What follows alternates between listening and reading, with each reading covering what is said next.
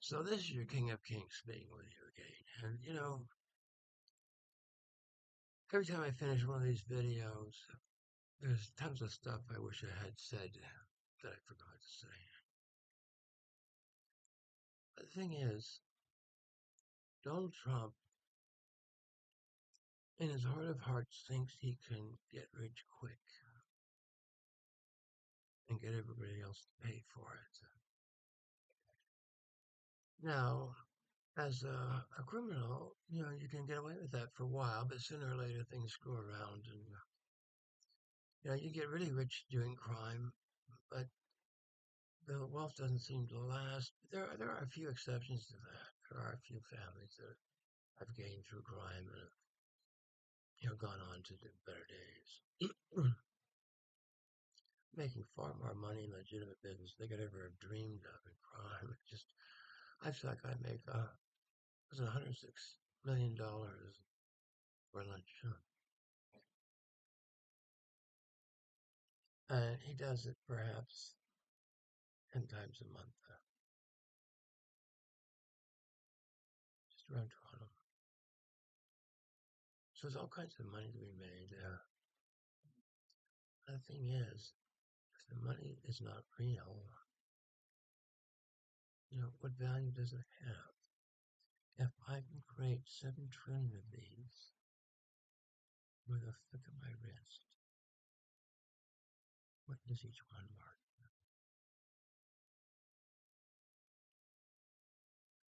I want to stay focused in this video just on the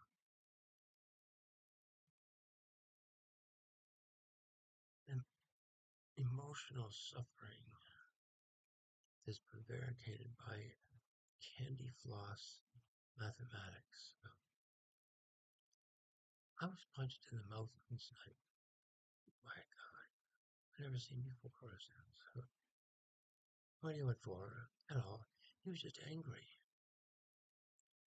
And I was a tall white guy. I guess I looked advantaged. If you only knew. Anyway,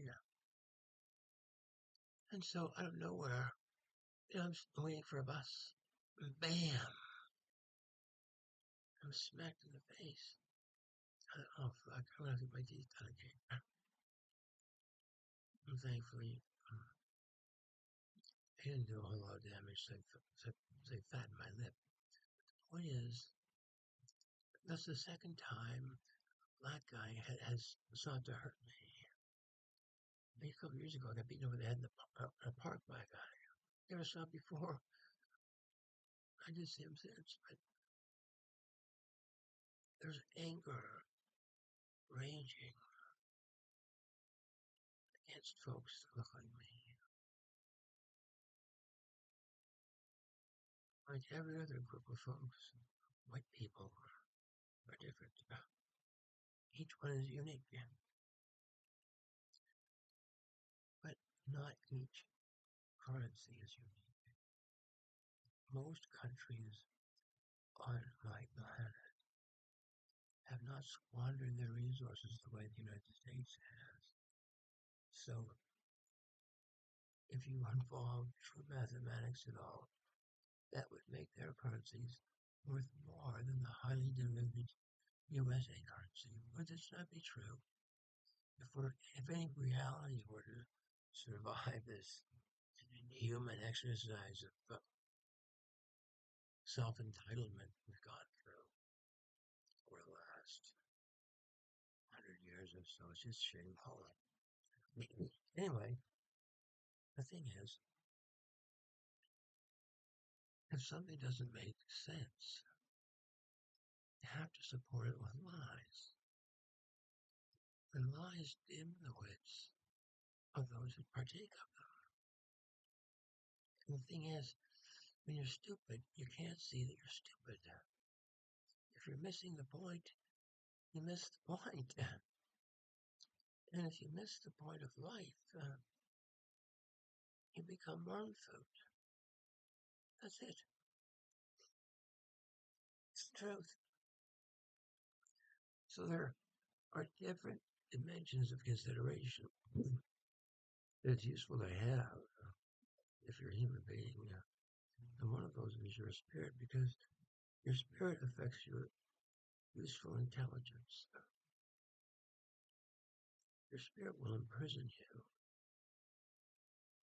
with your lies, with your fraud. You can't escape them. You did them, you own them, and you're part of the universal consciousness. And in order for you to get clean on the inside, you have to take out the garbage. Part of taking out the garbage is relying less on candy floss illusions in my life as a man or as a woman. I would like to have my marriage and my religion and my life and my finances founded and based in something I can depend on, a reality that is not all fuzzy around the edges, and things are not hidden away because they're so shameful. We can't stand to have them recognized. As is the case with the Canadian government, if there's anything they do or they have done that may look like it will sacrifice the perception of the integrity of jurisprudence in Canada, they will refuse to hear it. So it doesn't exist. Does that sound like what should pass in a free and democratic society? Your money's all fun and your rules are outlined to you. What have you got? What have you got?